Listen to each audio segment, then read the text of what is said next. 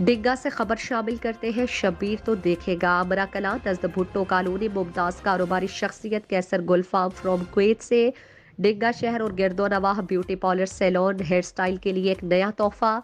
खुशखबरी, Kuwait company की तैयार करदा इम्पोर्टेड क्रीम चेहरे के कील धब्बे मिनटों में साफ। Hair styling cream, mixed fruits exfoliating scrub और मिड क्ले मास्क, दुल्हा और दुल्हन के लिए मेकअप का सामान, हर किस्म की वैरायटी दस्तयाब। कैसर गुलफाम ने जो है वो मीडिया C1 न्यूज़ चैनल से गुफ्तगू करते हुए कहा। आइए सुनते हैं MD कैसर गुलफाम से। राबिता नंबर 0316216572। अस्सलाम वालेकुम वरहमतुल्लाहि वबरकातुहू। मैं पाकिस्तान से लेके आया चीज़ां सलोन के लिए प्रोजेक्ट। ये अभी आपको एक एक करके मैं शो कराता हूँ और मज़ीद आप देख लें, फिर बाद में आपने जो भी लेना। ये है एक लेमन मास्क लेमन का जड़ा ना जरा बने स्कर समझ गए हो। तो एक दूसरा नंबर से जे मतलब स्क्रब फ्रूट वाला मिक्स।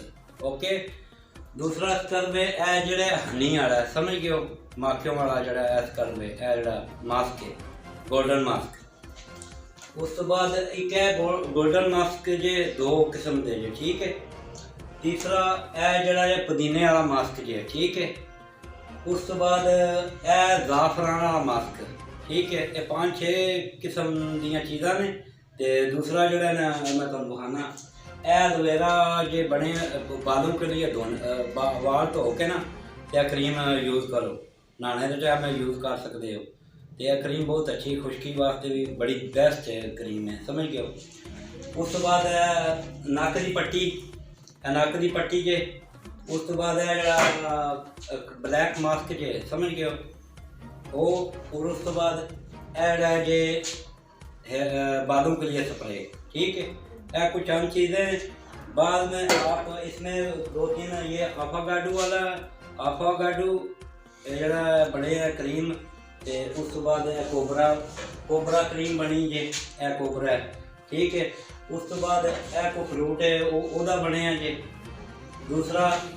तीसरा है जे जरा स्ट्रॉबेरी का बने जे, ठीक है। बालों के लिए।